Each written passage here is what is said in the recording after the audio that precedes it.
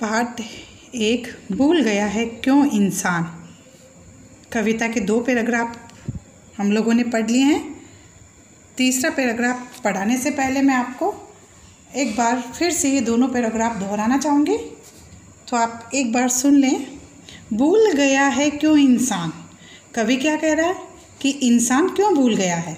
सबकी है मिट्टी की काया, कि सबकी जो है वो मिट्टी की काया है। मनुष्य का शरीर जो है वो 5 तत्वों से मिलकर बना है। अब वो 5 तत्व कौन से हैं? वायु, अग्नि, जल, पृथ्वी, आकाश, इनसे मिलकर बना है। तो प्रत्येक मानव का शरीर नश्वर है, इसे एक दिन मिट्टी में मिल जाना है। हमारा शरीर क्या एक दिन मिट्टी में मिल जाएगा, हमारी मृत्यु हो जाएगी, हमें जला दिया जाएगा और फिर हमारा शरीर जलने के बाद हमारा शरीर क्या बनेगा? राख। और वो राख फिर कहाँ जाएगी? मिट्टी में मिल जाएगी।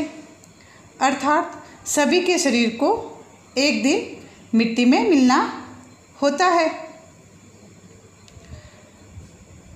तो फिर हम ये बात क्यों भूल रहे हैं? हम आपस में मानव से मानव भेदभाव क्यों कर रहे हैं? सब पर नभ की निर्मल छाया, आकाश की पवित्र छाया भी सभी को मिलती है। वह किसी को कम ज़्यादा का भेदभाव किसी में भी नहीं करती है। जब वह अपनी छाया देती है तो सभी को समान रूप से देती हैं। और छाया ही क्यों? आकाश, सर्दी, गर्मी, आकाश, धूप, छाँव, बारिश सभी को समान रूप से देते हैं। वह कहीं ज़्यादा कहीं कम नहीं गिरते हैं, तो वो भी फर्क नहीं करता। यहाँ नहीं कोई आया है ले विशेष वरदान। फिर कवि क्या कह रहा है कि इस धरती पर कोई भी विशेष वरदान लेकर नहीं आया है। सभी को प्रकृति ने सभी वस्तुएं समान रूप से दी है। आकाश, धरा, मिट्टी और प्राण, ये सब सभी मनुष्यों के लिए हैं, किसी एक के लिए तो है नहीं है। या एक व्यक्ति ये तो नहीं कह सकता कि आकाश पर मेरा अधिकार है, या वो ये नहीं कह सकता है कि प्राणों पर मेरा अधिकार है, कि मैं चाहूँ जब तक प्राण नहीं जा सकते हैं मेरे। तो कोई भी विशेष वरदान लेकर नहीं आया है। मनुष्य नश्वर है और एक दिन उसको जाना है। और प्रकृति से जो वस्तुएं उसे प्राप्त होती है वह सभी समान रूप से प्राप्त होती हैं। भूल गया है क्यों इंसान। फिर ये इंसान इस बात को क्यों भूल गया है कि इस धरती पर उसका विशेष कुछ भी नहीं है। जो है सभी का, सभी मिलकर उसका उपयोग करेंगे। तो ये बात भी इंसान को पता है, तो फिर वह अपनी जिम्मेदारी क्यों भूल गया है? इस सत्य को इंसान क्यों भूल गया है? तो कवि इस कविता के माध्यम से उन्हें याद दिला रहे हैं। दूसरा पैराग्राफ, धरती ने मानव उपजाए, मानव ने ही देश बनाए, बहु देशों में बसी हुई है एक धरा संतान, भूल गया है क्यों इंसान। फिर कवि क्या कह रहा है कि धरती पर ही मनुष्य का जन्म हुआ है,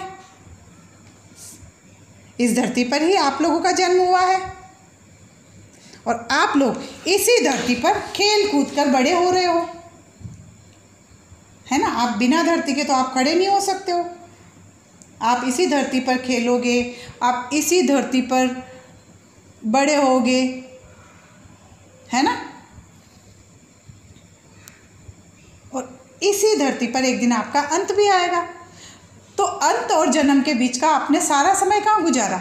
इसी धरती पे गुजारा, है ना। तो इसी धरती में आप रचे बसे हो। और फिर मानव ने क्या किया? इस धरती को अलग अलग भागों में विभाजित कर दिया। इस धरती को मानव ने अलग अलग भागों में विभाजित कर दिया। इस प्रकार अनेक देशों में व्यक्ति अलग अलग जगहों पर बसे होने के बाद भी वे इसी धरती की संतान कहलाएंगे। आज कहीं से क्या धरती टूटती है? आप इस देश के किसी भी कोने में चले जाओ तो धरती वो एक ही है, आकाश एक ही है, लेकिन मानव ने इसको अलग अलग जगह पर बसा दिया है।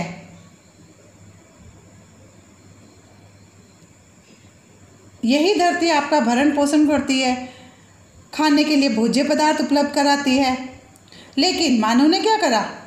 सीमा रेखाएं खींचकर अलग अलग देश बना दिए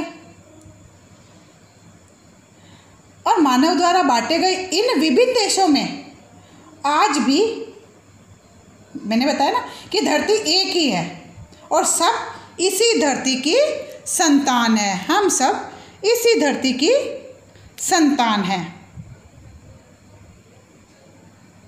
फिर इंसान क्यों भूल गया है इस बात को? तो ये 2 पैराग्राफ आपको अच्छे से समझ में आ गए होंगे।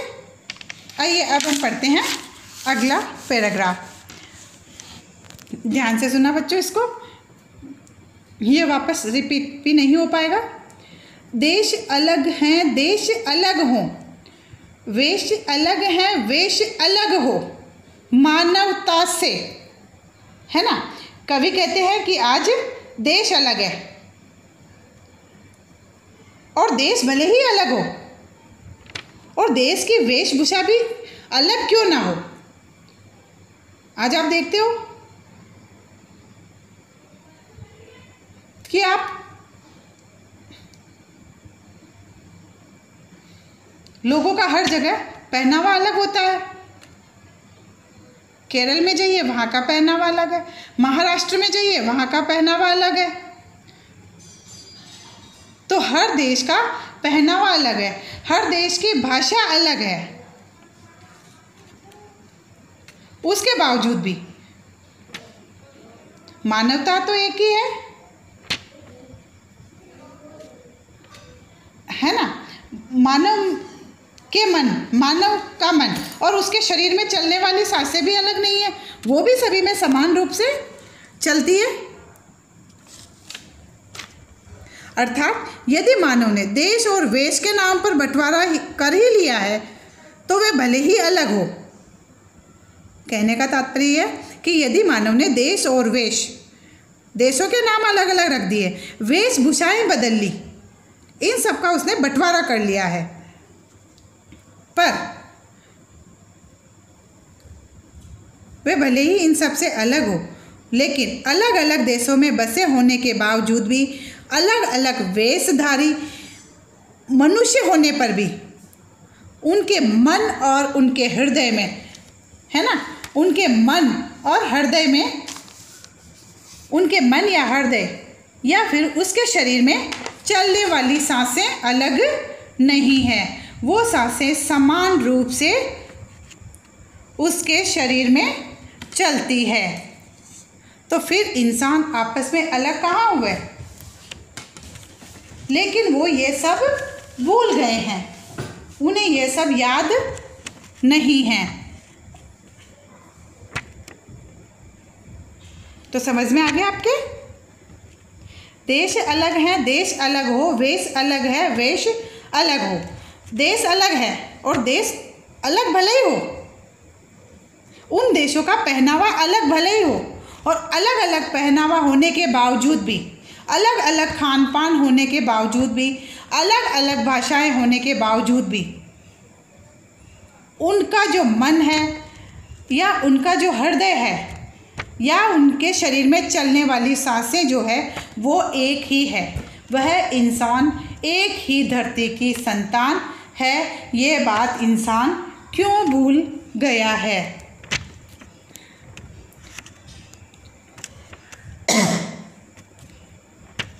अर्थात इस कविता का सार यह है कि मनुष्य के बीच प्रेम भाव और भाईचारा बढ़ाने के लिए उन्हें कवि डॉक्टर हरिवंश राय बच्चन ने अभिप्रेरित किया है कि हमारे देश, वेश, खान पान, रहन सहन आदि भले ही अलग हो, परंतु सभी मनुष्यों में मनुष्यता का भाव होना आवश्यक है। हमें याद रखना चाहिए कि विभिन्न देशों में आज भी एक ही धरा की संतानें बसी हुई है।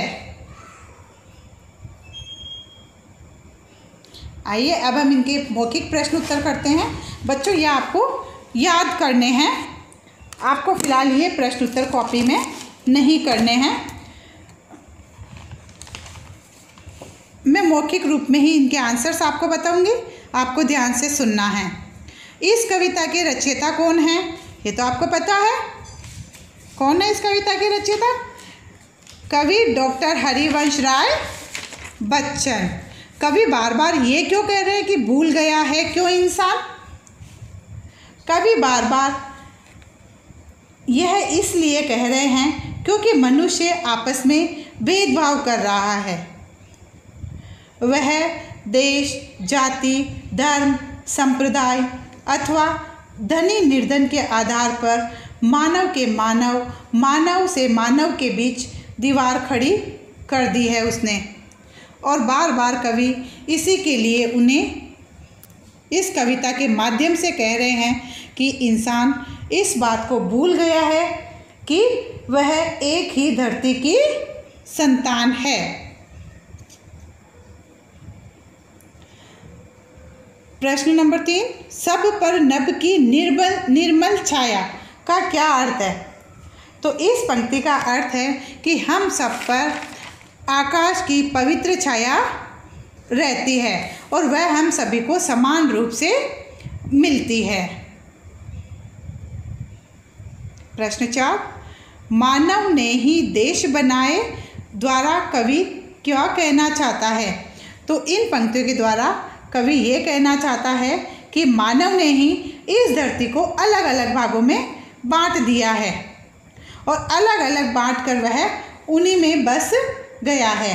इस प्रकार मानव ने अलग अलग देश बनाए हैं।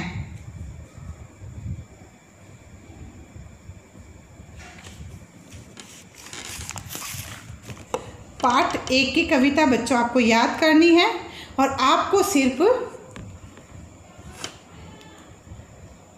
लिखित प्रश्न उत्तर दिए जाएंगे, वो ही कॉपी में करने हैं। तो उसके आपको पिक भेजी जाएगी और बुक एक्टिविटी है उसकी भी पिक आपको भेज दी जाएगी। तो वो आपको बुक में ही करनी है।